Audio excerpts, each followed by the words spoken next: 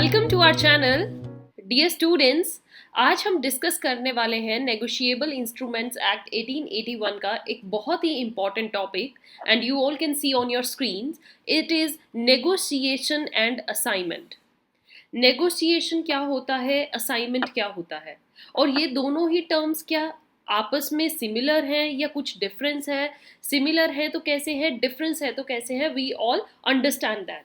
So before that आपको मैंने negotiation का मीनिंग बहुत अच्छे से समझा दिया था। नेगोशिएशन क्या होता है? It is a transfer of rights.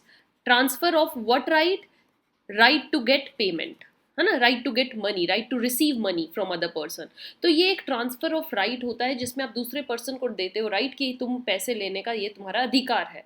And the students who have joined right now, जिसमें सेशन में मैंने आपको नेगोशिएशन बहुत अच्छे से डिटेल में समझाया था, वो सेशन आपको टॉप पर दिख भी रहा है। The link is there. Go and watch out what exactly is negotiation, what its meaning, what its definition. Now in this session we will see negotiation और assignment में क्या difference है। देखिए स्टूडेंट्स, assignment में भी transfer होता है, negotiation में भी ट्रांसफर होता है, बट ये दोनों टर्म आपस में हम सिमिलर वे में यूज नहीं कर सकते। ये एक दूसरे को सब्सटीट्यूट नहीं होती। कैसे नहीं होती? Let's see in this session.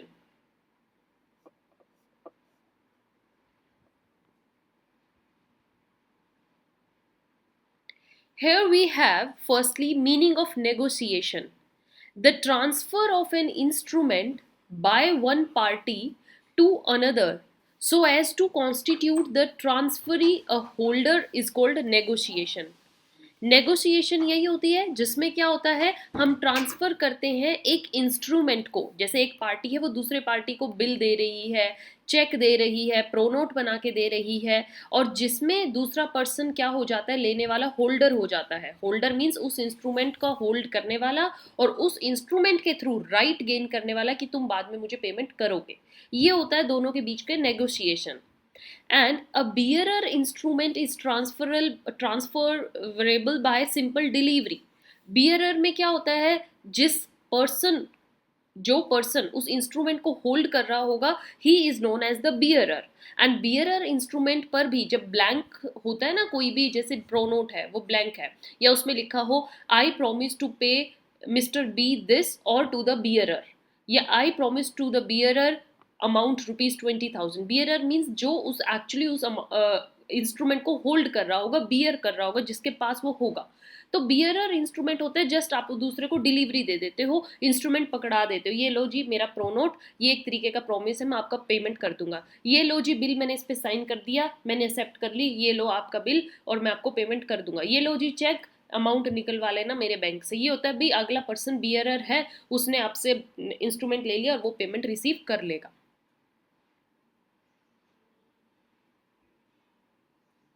Where as अगर हम देखें इंस्ट्रूमेंट पेबल टू ऑर्डर, एक होता है बियरर। आपको पता है दो तरीके की नेगोशिएशन होती है, one is bearer, one is order. Order होती है it can be transferred by endorsement and delivery.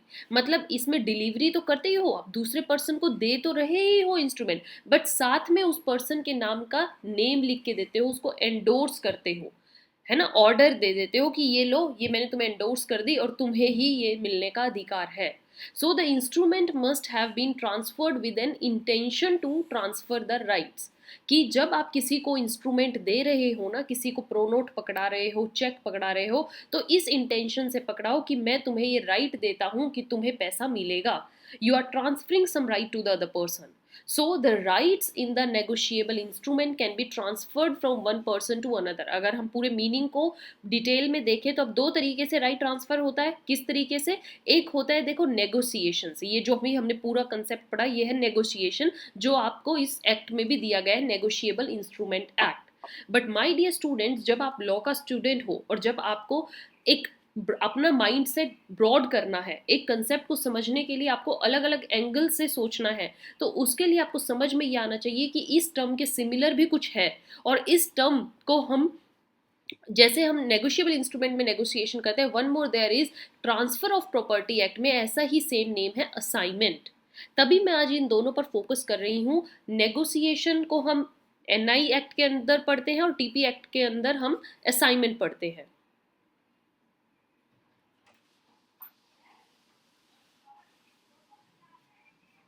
But इन दोनों में my dear students difference is very vast. You can see a great difference between both these terms, and now here I'm going to tell you the difference between negotiation and assignment. The very first point of difference is जो negotiation होती है जिसमें आप दूसरे person को transfer करते हो कोई instrument, this can be made bye delivery and endorsement. या तो आप सिंपल डिलीवरी कर दीजिए, दूसरे को दे दीजिए, जैसे बियरर इंस्ट्रूमेंट में होता है, एंडोर्समेंट होता है ऑर्डर पे करना, किसी को ऑर्डर करना. तो respectively in case of bearer and order instrument ऐसे ही होता है. डिलीवरी आप क्या करते हो, delivery in bearer, endorsement and delivery order में होती है. बट अगर हम कंपैरेटिवली असाइनमेंट में देखें तो असाइनमेंट में क्या है, it has to be made by a written document. यहाँ पर एक रिटन डॉक्यूमेंट बनता है, साइन किया जाता है ट्रांसफरर द्वारा, जो ट्रांसफर कर रहा है वो साइन करेगा, and procedure is required both in bearer and order instrument. Bearer और ऑर्डर दोनों ही केस में ये सेम प्रोसेस रहता है. जैसे अभी अब नेगोशिएशन में हमने देखा कि एक में जस्ट डिलीवरी होती है, एक में एंडोर्समेंट भी होती है और डिलीवरी भी, साइन भी किया जाता है और डिलीवरी भी. बट यहाँ पर बियरर और ऑर्डर में दोनों में ही रिटन डॉक्यूमेंट विद साइन होता है. First difference clear?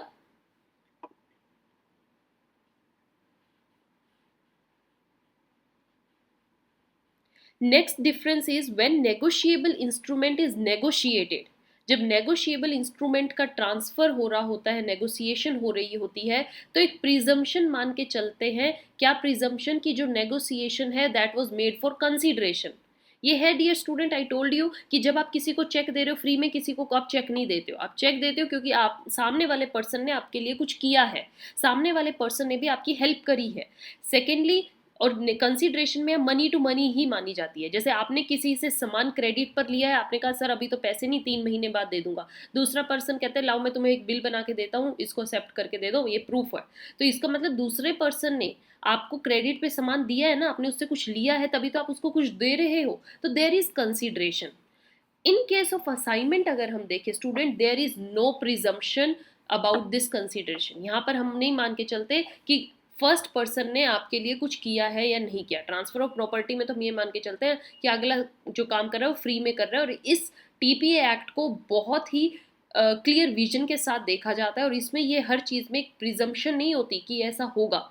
प्रूफ करना पड़ता है आपको कोर्ट में जाके, देखिए जी मैंने एक पर्सन के नाम पर इतना पैसा इसलिए दिया है, या मैंने इस पर्सन को 2.5-3 लाख इसलिए दिए, इसने मेरे ये काम किया था पहले.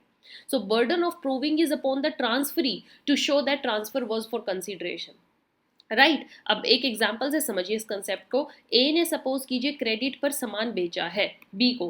बी के पास पैसा नहीं है, बी ए को दे देता है चेक. तो ये तो हो गया भैया नेगोशिएशन. साफ दिख रहा है कि यहाँ पर कंसिडरेशन होती ही है, इसलिए अगले ने चेक दिया है. बट अगर हम मान के चलें असाइनमेंट में क्या है, ए ने सपोज क्रेडिट पे सामान दिया होगा बी को, बी ने चेक दिया है ए को 3 महीने बाद, 6 महीने बाद, 9 महीने बाद.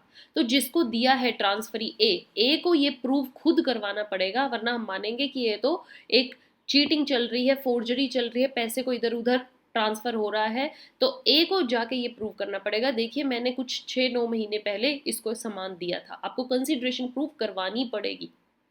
The next difference is a notice is required to be given to the person who is to make the payment in assignment.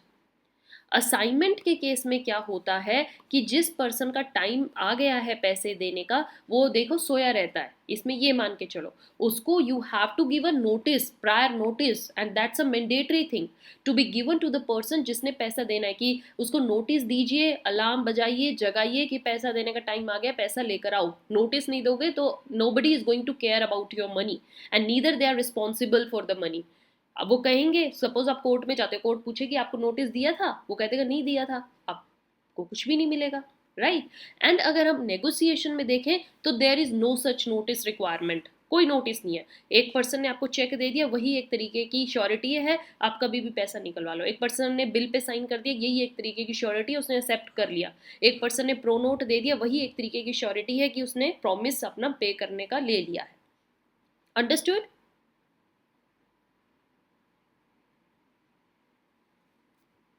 After that next difference is in case of negotiation.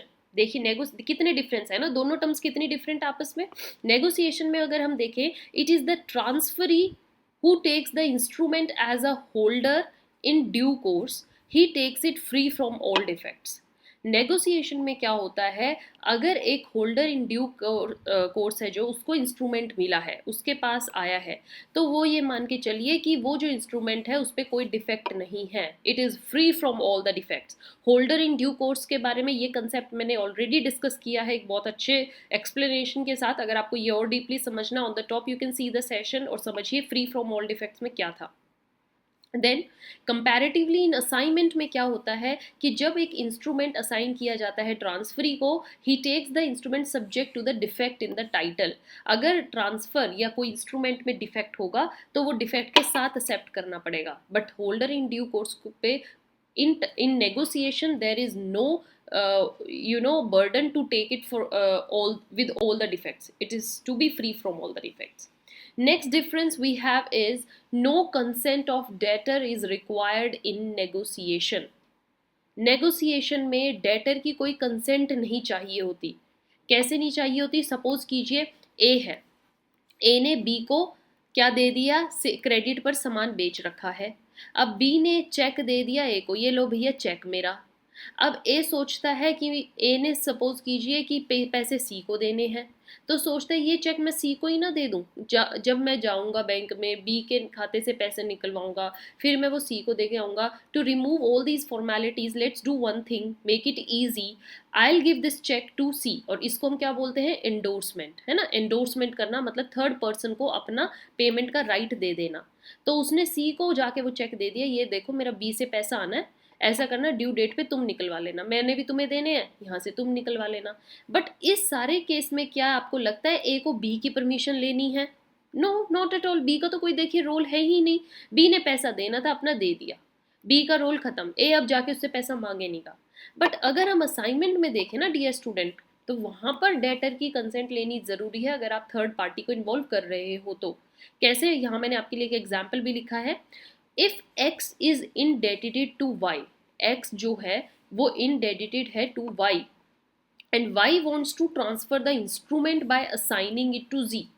क्या है बात बोली गई है कि x ने कुछ पैसे देने हैं किसको, y को, और सपोज कीजिए y चाहता है कि भैया जाके ना पहले तू ये z को दे दे, z को मेरा पैसा दे दे, क्योंकि तू ऐसे ही तूने मेरे को देना है और z को मेरे पैसे मैंने z को देने हैं, तो ये एक चेन है, तू x z को दे दे, मेरा पैसा घट जाएगा, ये बात हो रही है. तो x is indebted to y और y चाहता है कि x पैसा दे दे z को, तो क्या ये बिना x की परमिशन से हो जाएगा असाइनमेंट में? नहीं. He must take the consent of x, उसको x की कंसेंट लेनी पड़ेगी, भैया मैं तेरा पैसा z को पहुंचवा रहा हूँ, क्या तू इसमें सहमत है या नहीं है. All right dear students.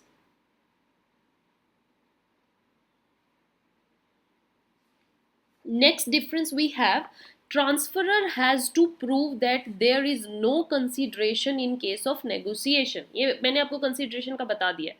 Transferor को कोई ज़रूरत नहीं है प्रूव करने की कि मेरे पास consideration थी या नहीं थी, या मैंने उसके लिए जो काम किया था उसके बदले में अगले ने कुछ किया. Nothing is there in negotiation. But assignee जो होता है, he has to prove that there is no consideration in case of assignment. यहाँ पर assignment थी या नहीं उसको ये प्रूव करके दिखानी पड़ेगी, अदरवाइज वो वैलिड नहीं होती है. So with this dear students, this session is over and I hope you clearly understood the difference between negotiation and assignment. In next session I'll meet with you another topic. Till then keep watching, keep sharing. You can mail us your any suggestions, any queries. As I said, we can get in touch with through this mail, learnwithnishman@gmail.com. You can follow us on Telegram, Instagram. Thank you.